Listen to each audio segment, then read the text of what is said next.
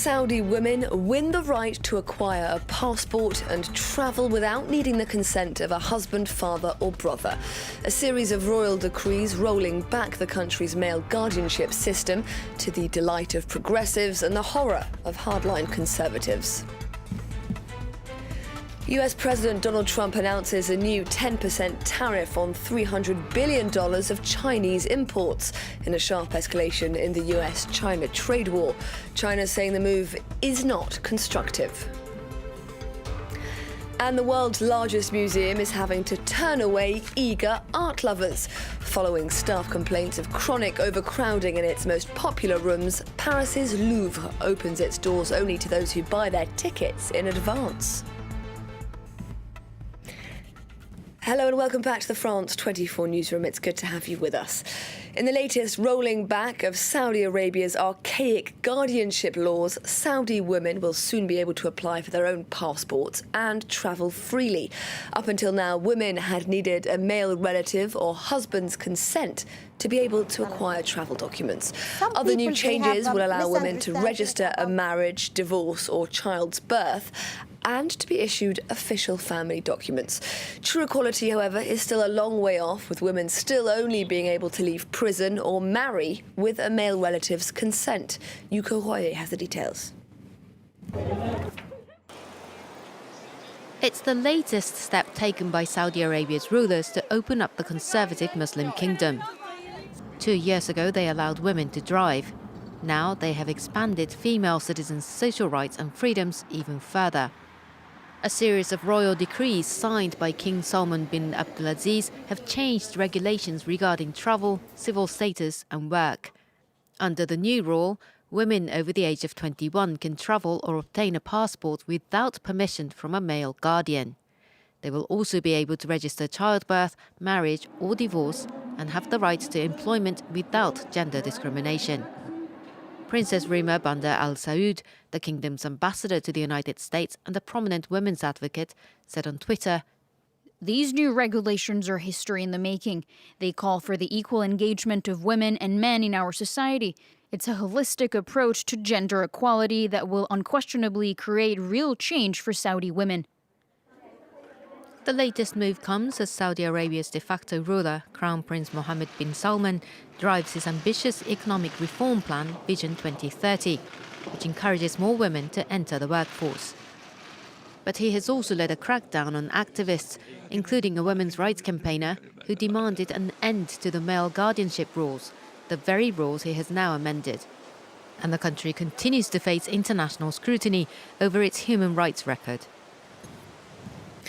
Further raising the stakes in his ongoing trade war with China, US President Donald Trump has vowed to impose a new 10% tariff on $300 billion of Chinese imports.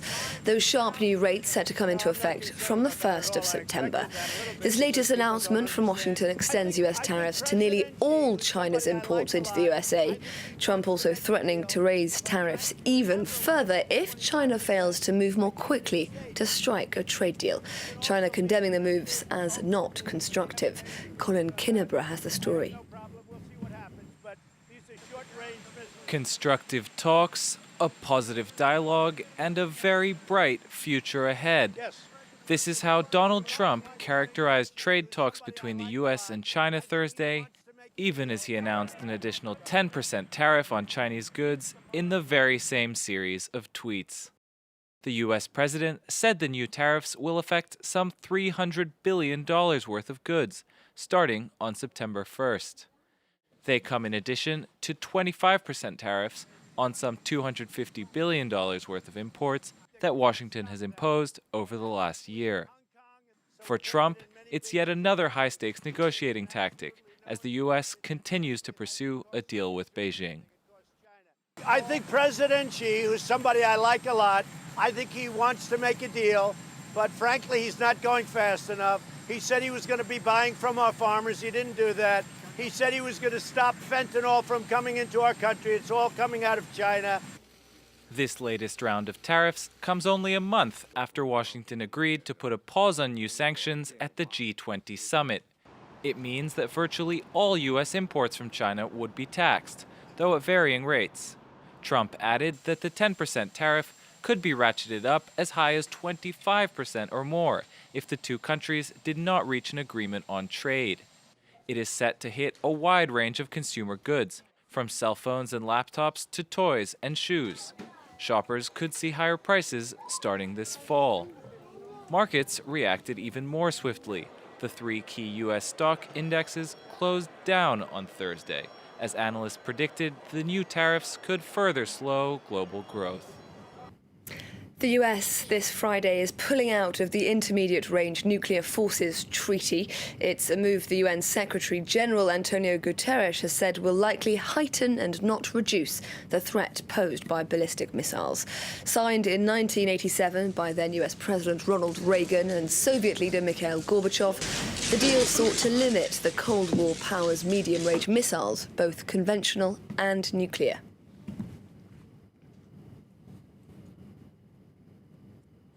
According to South Korea, the latest series of projectiles launched by North Korea into the sea appear to be new short-range ballistic missiles. Pyongyang has now carried out 3 weapons tests in just over a week, many seeing the move as a direct response to planned joint military exercises between Seoul and Washington, at a time when nuclear talks between the North and the USA have stalled once again. An early blow for new British Prime Minister Boris Johnson, as his Conservative Party are defeated in the first electoral test under his leadership. The pro-EU Liberal Democrats have seized control of the parliamentary seat of Brecon and Radnorshire from Johnson's Tories. That result reducing the PM's working majority in the House of Commons to just 1, ahead of a series of crucial Brexit votes. Let's take a listen now to the woman who dealt Johnson his first electoral defeat. My very first act as your MP, when I arrive in Westminster, will be to find Mr. Boris Johnson wherever he's hiding and tell him loud and clear, stop playing with the future of our communities and rule out a no-deal Brexit now. Along with a trek up the Eiffel Tower and an amble around Montmartre, getting a good look at the Mona Lisa in the Louvre is often high up on tourists' bucket lists when they come to visit Paris. But it's an ambition that just got a little harder to achieve, with the vast museum recently closed to all visitors who hadn't bought a ticket online in advance. France 24 went to find out what's been going on at one of the world's most famous museums. The world's largest museum. Sold out? It might be hard to believe, but that's the message that has greeted many visitors arriving at the Louvre in recent months. For this Italian group, the Mona Lisa will have to wait till next time. This is the 3rd time that we come to the Paris and we didn't have the opportunity to visit Louvre Museum. I came about 3 years ago and they had people selling tickets. Tickets here. Right now, it's hard. This is the Golden Ticket, an online reservation worth 17 euros. With the museum often sold out before it even opens, an advance booking is becoming virtually the only way to join the more than 30,000 people who visit the Louvre on an average day. This Iranian tour group is among them. But they might not have been without the help of their guide Amar, who says the online reservation system creates obstacles for many visitors. Some countries, they don't have credit cards, so they cannot buy the tickets online, and they really face difficulties here in Paris. Louvre officials say the problem is not the museum's capacity, per se. With some 400 rooms spread across more than 60,000 square meters, the challenge lies elsewhere. No, the Louvre isn't too small. The problem is that people all want to see the same works, especially the Mona Lisa. Meanwhile, in the rest of the museum, many rooms are almost empty. No matter which works they want to see, there's one lucky group that still escapes the new reservation policy. EU residents under the age of 26, who can head straight to the museum's galleries free of charge. But it's time now for a look through the international papers, and for that I'm joined on set now by Diptyque Laurent. Hi, Dipty. Hi, Haxi. Dipty, you're starting with the Saudi press rejoicing after women were finally granted permission to travel without a male guardian. One giant leap for Saudi women. That's how one Saudi newspaper, the Saudi Gazette, puts it on its front page. The decree signed by the king himself is an amendment to an existing regulation which will allow women to apply for and obtain a passport without the approval of a male guardian. Women will also be able to report the birth of a child, whereas previously it was only the father who could do this. And according to one Saudi paper, these changes really have been a long time coming. Well, that's what the Saudi paper Arab News says. It's also making front pages on that paper as well. They say this decree follows decisions, for instance, to include women in the Consultative Council and also to grant them driving licenses last year. I quote the paper, which says, "Our leadership has proved its unequivocal commitment to gender equality." The pro-Saudi paper does omit, though, the arrest and detention of one prominent women's rights activist who fought for the women's right to drive and then was promptly detained and has been detained ever since. The Wall Street Journal notes that these changes will not change Saudi society overnight because outside of the big cities, having a male guardian is a deeply ingrained tradition, particularly in the conservative rural parts of Saudi Arabia. And the journal notes that it doesn't change other laws, for instance, that require Saudi women to have a male guardian to marry, to leave prison, or even to leave a shelter for abuse victims.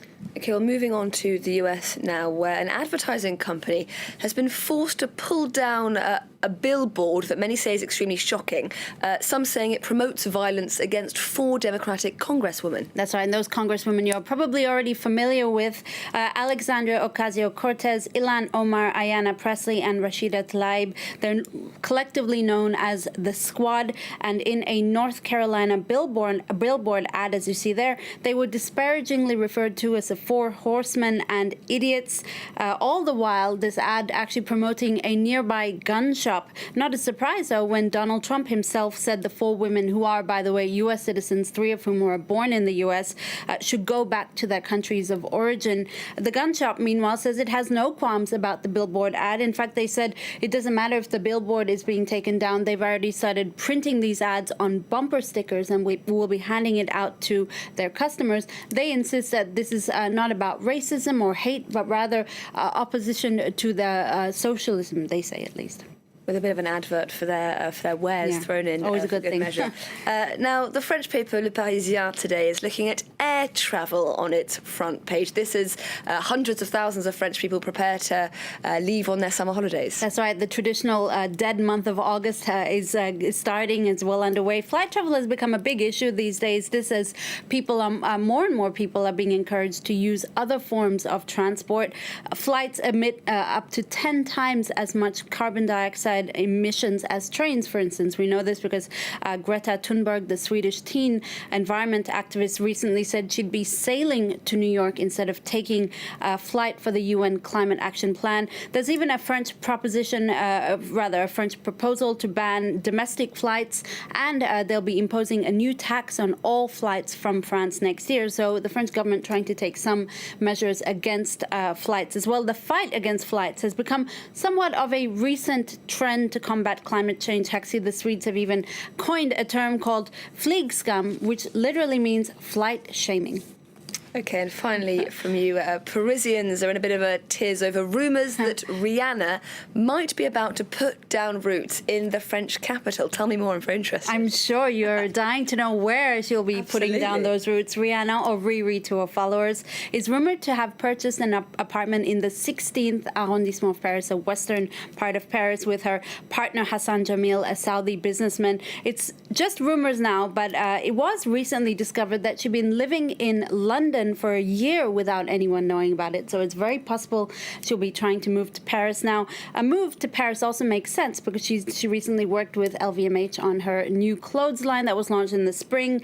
She also held a pop-up store in a very trendy part of Paris. She's also a regular fixture in all the fashion weeks. So why not settle down in Paris? Deepsika Laurent with a look through the international papers. Thank you very much indeed. And that brings us to the end of this bulletin. Thank you very much for watching. There's more news coming up in about 14 minutes' time here on France 24.